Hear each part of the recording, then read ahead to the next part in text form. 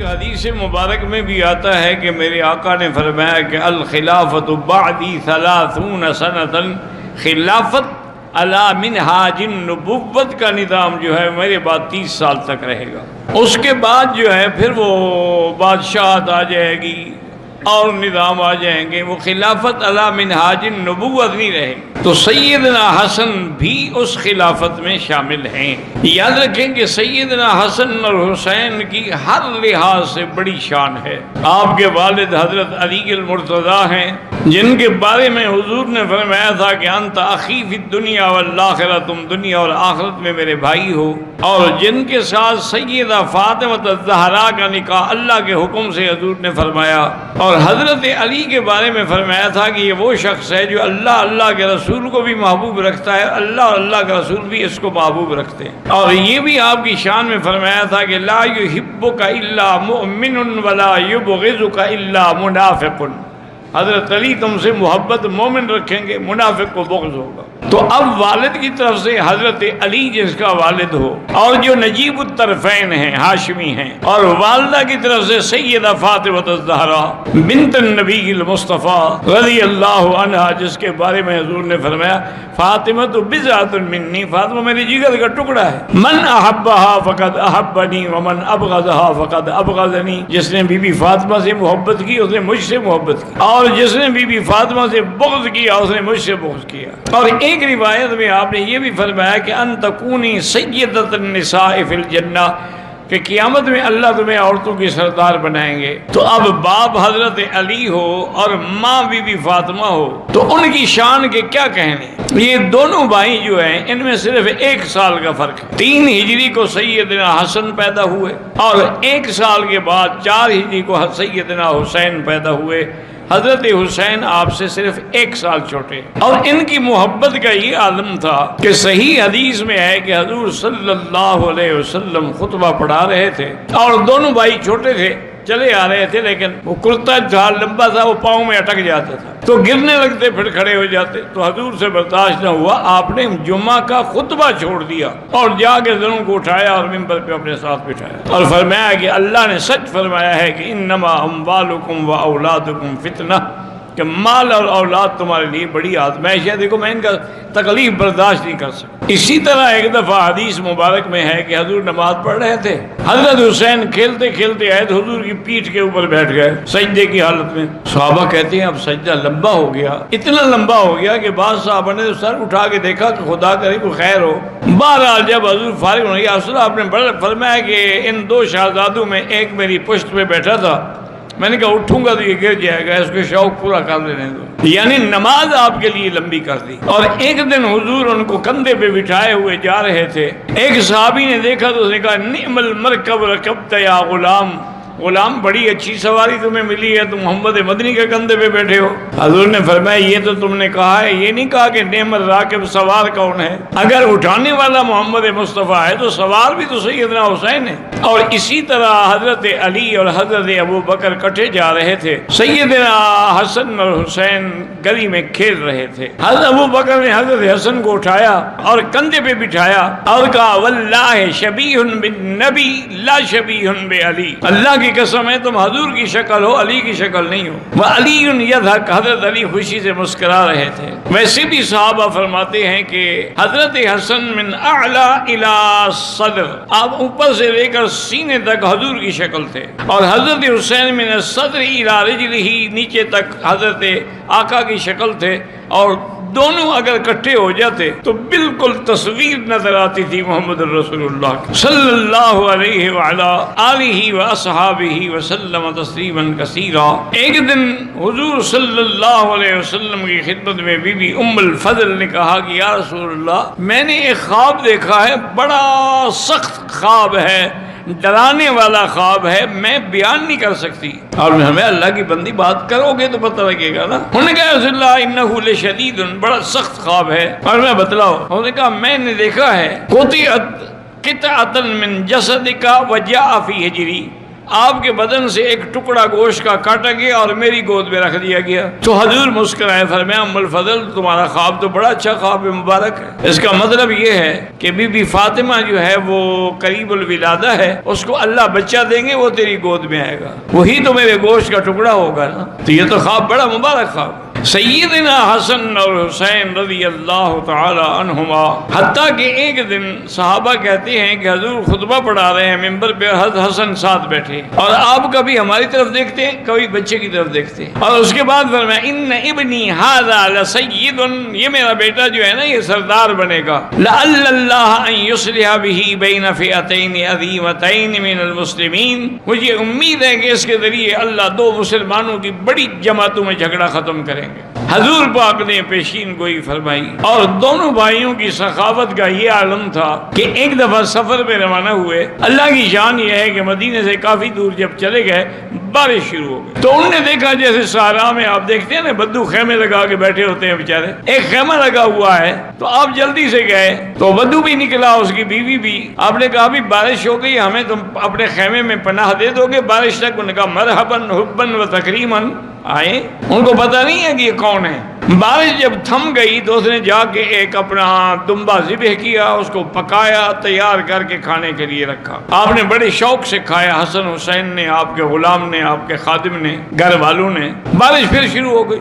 اللہ کی شان ہے کہ 3 دن متواتر بارش رکتی تھی پھر شروع ہو جاتی، اور وہ روزانہ ایک دمبا ذبح کر کے پکا کے حضرت کو کھلاتا تھا۔ اس کو پھر بھی پتہ نہیں ہے کہ میرے گھر آنے والے کون ہیں۔ جب تیسرے دن تسلی ہو گئی کہ بارش رک گئی ہے تو حضرت حسین نے اپنے خادم سے پوچھا کتنے پیسے ہیں تمہارے پاس؟ انہوں نے کہا حضرت 20,000 درہم ہے۔ فرمایا 10,000 اس کو دے دو۔ 10,000 درہم اس بدو کو دیے، اور اس کے بعد فرمایا کہ دیکھو تم کبھی مدینے آؤ نا تو حسن حسین کا پوچھ لینا، ہم سفر میں ہیں تمہاری صحیح خدمت نہیں کر سکے۔ آپ روانہ ہوئے تو خادم نے مسکرا کے کہا، اس نے کہا حضرت سفر پہ جانے کی ضرورت ہی کیا ہے، 20,000 میں 10,000 تو آپ نے ایک بدو کو دے دیے، باقی تو 10,000 ہے وہ بھی کسی کو دے دیں گے تو سفر کیسے کریں گے؟ اس نے آپ کو 3 دمبے ذبح کر کے کھلائے ہیں، زیادہ سے زیادہ 1,000 کے ہوں گے۔ آپ نے فرمایا کہ نہیں تم نے سمجھا نہیں ہے، وہ بدو ہم سے زیادہ سخی تھا۔ وہ حیران ہو گیا اور نے کہا حضرت آپ نے ان کو 10,000 دیا، سخی وہ تھا۔ فرمایا اس کی تو جائیداد ہی 3 دمبے تھے نا، اس نے تو ساری جائیداد ہی ہم پر لٹا دی، ہم نے تو پھر بھی آدھے پیسے رکھ لیے ہیں، تو سخی تو وہ ہے، اس کی کل جائیداد غریب کی یہی 3 دمبے تھے، اس نے ہمارے لیے قربان کر دیے ہیں رضی اللہ تعالی عنہ وارضاہ۔ حضرت حسن نے رضی اللہ تعالی عنہ نے حضرت حسین سے مشورہ کیا کہ بھائی جان، سیدنا علی ہمارے ابا کی اور حضرت معاویہ کی اتنی طویل عرصے سے جنگ ہے، اور اس لڑائی میں ہزاروں صحابہ شہید ہو گئے، فائدہ کیا ہوا؟ میں یہ چاہتا ہوں کہ اگر تم اجازت دو تو میں حضرت معاویہ سے صلح کر لوں تاکہ یہ جھگڑا ختم ہو، لڑائی ختم ہو، مسلمانوں کو سکون ملے۔ اب ہماری جماعت کے لوگ شام نہیں جاتے، ان کی جماعت کے لوگ مدینے نہیں آتے، یہ کوئی اچھی بات تو نہیں ہے۔ انہوں نے کہا بھائی جان آپ بڑے ہیں، آپ کی جو بھی اجازت ہو، جو بھی ارادہ ہو، میں بالکل آپ کے ساتھ ہوں۔ حضرت حسن رضی اللہ تعالیٰ عنہ نے حضرت معاویہ کو خط لکھا کہ تم آ جاؤ مدینے میں تمہاری ساتھ صلح بھی کرنا چاہتا ہوں اور اب میں خلافت تمہیں دینا چاہتا ہوں۔ تو حضرت معاویہ رضی اللہ تعالیٰ عنہ تشریف لائے تو سیدنا حسن نے اپنے خلافت کا تاج ان کے سر پہ رکھا، اور اللہ نے اللہ کے نبی کی وہ جو پیشین گوئی تھی کہ 2 جماعتوں کے درمیان صلح ہوگی، وہ صلح ہو گئی الحمدللہ، سارے صحابہ مطمئن ہو گئے، لڑائی ختم ہو گئی، جھگڑے ختم ہو گئے، فتوحات کا دور شروع ہو گیا۔ اور حضرت معاویہ یجلہ ویکرمہ ویعذبہ، آپ کی بڑی تعظیم کرتے تھے حسن حسین کی۔ ایک دفعہ انہوں نے 10,000 درہم بھیجے اور ساتھ یہ بھی لکھا کہ حضرت یہ ہدیہ ہے، نہ صدقہ ہے نہ زکوٰۃ ہے، کیونکہ صدقہ اور زکوٰۃ تو حضور کی اولاد پہ لگتی نہیں نا۔ اور اپنے خادم کو کہا کہ یہ 10,000 درہم جو ہے حضرت کو ہدیہ بھی پہنچاؤ، اور وہاں ایک دن رہ جانا، دیکھنا کہ حضرت حسین کیا کرتے ہیں، حسن کیا کرتے ہیں۔ جب آ گئے تو دونوں بھائی وہیں مسجد میں بیٹھ گئے، پیسے آگے رکھ لیے اور سب کو بلاتے گئے، اس غریب کو لے آؤ، اس کو لے آؤ، اس کو لے آؤ، دیتے گئے، مغرب تک سارے پیسے ختم، 10,000 درہم خیرات کر دیے۔ وہ آدمی واپس گیا، اس سے پوچھا حضرت معاویہ نے کیا ہوا؟ انہوں نے کہا حضرت وہ دونوں بھائی بیٹھ گئے خیرات کرتے رہے اور مغرب تک تو سارے پیسے ہی ختم ہو گئے، ان کے لیے خود تو ایک درہم بھی نہیں بچا۔ اور فرمایا مجھے یہی امید تھی، یہ آل رسول ہیں، یہ نواسہ محمد مصطفیٰ ہیں، یہ ابن علی المرتضیٰ ہیں، بطن فاطمہ الزہرا ہیں، یہ سخی نہیں ہوں گے تو دنیا میں اور کون سخی ہوگا؟ حضرت معاویہ نے مزید 10,000 درہم بھیجے اور ساتھ خط لکھا کہ حضرت اتنا بھی اسراف نہ کیا جائے کہ ایک دن میں 10,000 ختم۔ حضرت حسین نے ان کو جواب لکھا کہ معاویہ یہ اسراف وہ ہوتا ہے جو گناہ کے کام میں خرچ کیا جائے، جو اللہ کے کام میں خرچ ہو وہ اسراف نہیں ہوتا، وہ تو انفاق ہوتا ہے۔ تمہیں کس نے کہا ہے کہ یہ اسراف ہے؟ اسراف تو وہ ہے جو اللہ رسول کے حکم کے خلاف خرچ کیا جائے، اللہ رسول کے لیے خرچ کیا جائے تو وہ کیا اسراف ہے؟ تو الحمدللہ سیدنا حسن اور حسین کی تکریم ابو بکر اور حضور تو کبھی کبھی بی بی فاطمہ کو کہتے تھے دعی لی ابن آیا، میرے بیٹوں کو بلاؤ، کہاں ہیں؟ بلاتے تو حضور سینے سے لگاتے دونوں کو، یضمہما و یشمہما، بخاری کی روایت ہے کہ حضور سینے سے بھی لگاتے اور سونگھتے بھی، اور فرماتے ہما ریحانایا، یہ میرے پھول ہیں، مجھے ان سے خوشبو آتی ہے۔ حضرت حسن رضی اللہ تعالیٰ عنہ کے لیے سیدنا عمر بھی اتنی تکریم کرتے تھے کہ ایک دفعہ مال غنیمت کے جب آپ نے حصے کیے تو اصحاب بدر کے لیے 5,000 ہزار رکھے، تو حسن حسین کے لیے بھی 5,000 ہزار رکھے، یعنی آپ کو بھی وہی حصہ دیا جو سب سے بڑے صحابہ کو دیا گیا۔ اتنی تکریم کرتے تھے سیدنا حسن اور سیدنا حسین کی رضی اللہ تعالی عنہما و ارضاہما۔ اسی طرح سیدنا عثمان رضی اللہ تعالی عنہ سب سے زیادہ محبت کرتے تھے حضرت حسن سے اور حضرت حسین سے رضوان اللہ تعالی علیہم اجمعین۔ اور حضور پاک تو ہمیشہ فرماتے تھے اور اللہ سے دعا کرتے تھے کہ اللہم انی احبہما فاحبہما واحب من یحبہما، یا اللہ میں ان دونوں سے محبت کرتا ہوں، آپ بھی محبت کریں، اور جو ان سے محبت کرے آپ ان سے بھی محبت کریں۔ لیکن اللہ کی شان یہ ہے، انقلاب زمانہ ہے، سیدنا حسن رضی اللہ تعالی عنہ نے جنت البقیع میں دفن ہوئے اور مدینے میں آپ کی وفات ہوئی۔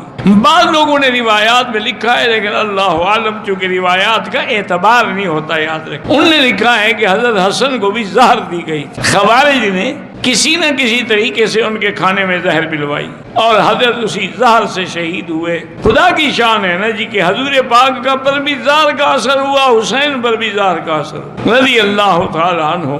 اس کے بعد لوگوں نے حضرت حسین سے کہا، لیکن حضرت حسین نے فرمایا کہ مجھے خلافت کا شوق ہی نہیں ہے، اب میں حضرت معاویہ سے کہوں کہ خلافت واپس کر دو، مجھے جب ایک خواہش ہی نہیں، تمنا ہی نہیں، میں خلیفہ بننا ہی نہیں چاہتا، میں یہ ذمہ داری کا بوجھ نہیں اٹھا سکتا۔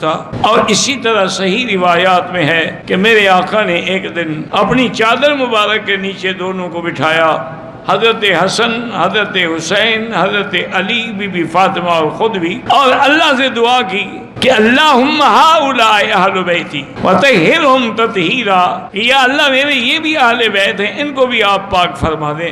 چونکہ جو آیت تطہیر اتری تھی وہ تو ازواج رسول اللہ کے حق میں تھی، اگر ان کے حق میں ہوتی تو پھر دعا مانگنے کی ضرورت ہی نہیں تھی نا۔ دعا تو اس بات کی مانگی جاتی ہے جو پہلے نہ ہو، اگر موجود ہو تو اس کے لیے دعا نہیں کی جاتی۔ جیسے حضرت خلیل نے مکے کے لیے دعا کی، میرے مدینے کے لیے دعا کی، اسی طرح بی بی سلمہ نے عرض کیا حضور میں بھی چادر کے نیچے آ جاؤ، فرمایا انت لا خیر، تم تو پہلے ہی خیر، تمہارے لیے تو نص قطعی موجود ہے، چونکہ ساری آیات جو ہیں وَقَرْنَ فِي بُيُوتِكُنَّ وَلَا تَبَرَّجْنَ تَبَرُّجَ الْجَاهِلِيَّةِ سے لے کر آخر تک ساری آیات جو ہیں وہ ازواج مطہرات کے لیے ہیں۔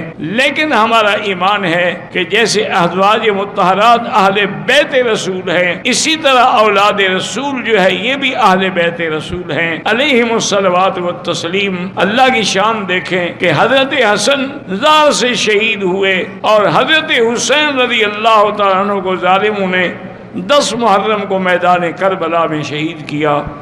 اور آپ بھی اللہ کے دین کے لیے، اللہ تبارک و تعالیٰ کے احکام کے لیے، اظہار حق کے لیے اور خلافت حقہ کے لیے ڈٹ گئے، لیکن کسی کے ہاتھ میں بیعت کرنا قبول نہیں فرمایا رضی اللہ عنہم و ارضاہم۔